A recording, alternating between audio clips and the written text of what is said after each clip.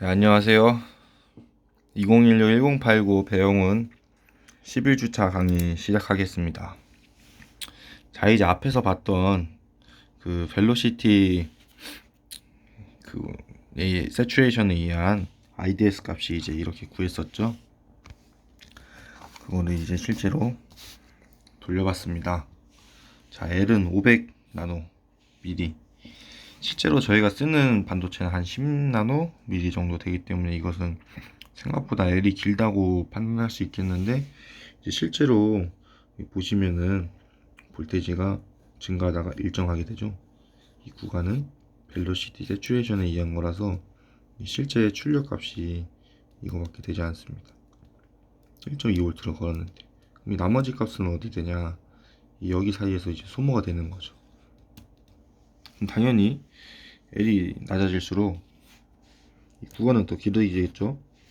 당연히 출력 전압은 더 낮아질 테고, 이것을 직접 확인해 봤고,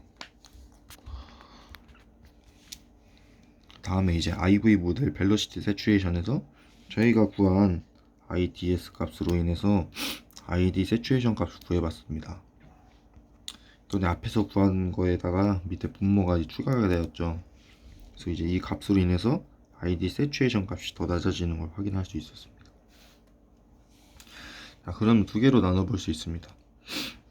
이 세츄레이션 L이 VGS-VT보다 작을 때 충분히, 첫 번째 먼저 이 롱 채널을 먼저 보겠습니다.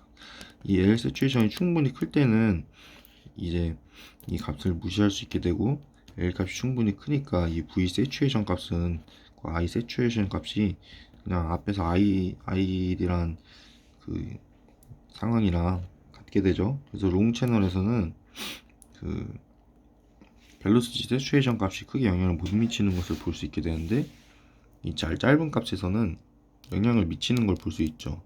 저희가 앞에서 구한 것과 같이. 그래서 얘를 충분히 크게 줬습니다. 2 마이크로미터. 그럴 때는 이 벨로시티에 의한 세츄레이션 값이 나타나지 않고 그냥 세츄레이션 상태에서 볼테이지가 일정하게 되는 거 볼 수 있게 되는데, 얘를 0.15 마이크로미터로 하게 되면은 이제 벨로시티 세츄레이션이 일어나는 걸 볼 수 있죠. 하지만 저희가 사용하는 대부분 반도체는 이런 상황에서 일어나게 됩니다. 자, 이것을 이제 이그젠플을 통해서 보는데, 실제로 롱 채널에서는 VD 세츄레이션 값이 항상 일정한 걸 볼 수 있죠. 그리고 이제 ID 세츄레이션 값도 반비례 해가지고 충분히 높게 나오는 걸 볼 수 있는데, 이 벨로시티 세츄레이션 값을 적용한 값이면은 L이 10일 때는 뭐 L이 충분히 크니까 거의 유사하죠. 하지만 L이 줄어듦에 따라서 매우 큰 차이를 보는 감소 세츄레이션 영향에 의해서 말도 안 되게 작아지는 값을 볼 수 있습니다. 이제 I 세츄레이션 값이 크면 클수록 좋은데, 그래서 이 I 세츄레이션 값을 늘리는 세 가지 방법 뭐냐, 이 T 옥사이드를 낮추거나 VT를 낮추거나 VG를 높이는 거죠. 하지만 이제 세 개 다 한계가 있는데, 이 T 옥사이드는 이제 너무 낮추게 되면은 하이 일렉트릭 필드가 걸려가지고 모스펫처럼 적당 동작을 못합니다. 신뢰성에 문제가 생기는 거죠. 그리고 VT도 계속 낮출 시 이 오프에서 흐르는 전류가 생성이 됩니다. 원래는 0이 돼야 되는데 흐르는 전류가 그만큼 증가하게 되죠. 리케이지 현상이 일어나고 VGS를 계속 놀릴 시 전력 소모가 크게 나고, 이것 또한 이 리케이지 현상, 신뢰성 문제가 같이 일어나게 됩니다. 다음은 페널틱 소스 드레인 레지스탄스를 보겠습니다.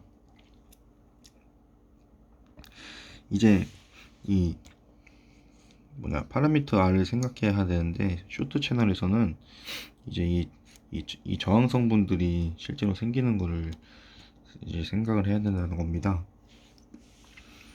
그렇게 돼가지고 이제 이것을 계산한 값을 보면은 이 I 세츄레이션 값이 이렇게 저항 성분을 계산한 값으로 나오고, 이를 통해서 이 V 세츄레이션 값은 이제 RS 플러스 RD에 비례하게 되는 것을 알 수 있게 됩니다.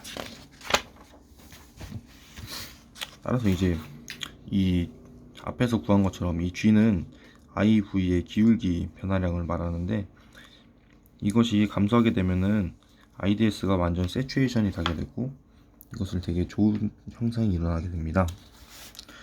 그래서 이 게인은 높으면 높을수록 좋은 건데, 따라서 이 맥시멈 볼테이지 게인은 이 GDS분의 G 세츄레이션, 이것이 크면 클수록 좋게 되겠죠.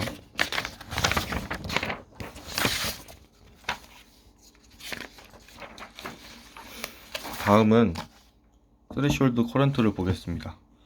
스레시홀드 커런트란 VGS가 0일 때 이 VDS와 VDD가 이제 I-OFF라고 부르는데, 이 현상을 이것을 이제 스레시홀드 커런트라고 말하고, 이 IDS는 NS 이렇게 이 식에 비례하는 것을 볼 수 있게 되고, 이것을 통해서 구한 IDS는 이러한 식을 갖게 되는 걸 볼 수 있게 됩니다. 따라서 이제 이 S는 이렇게 표시를 하게 됩니다.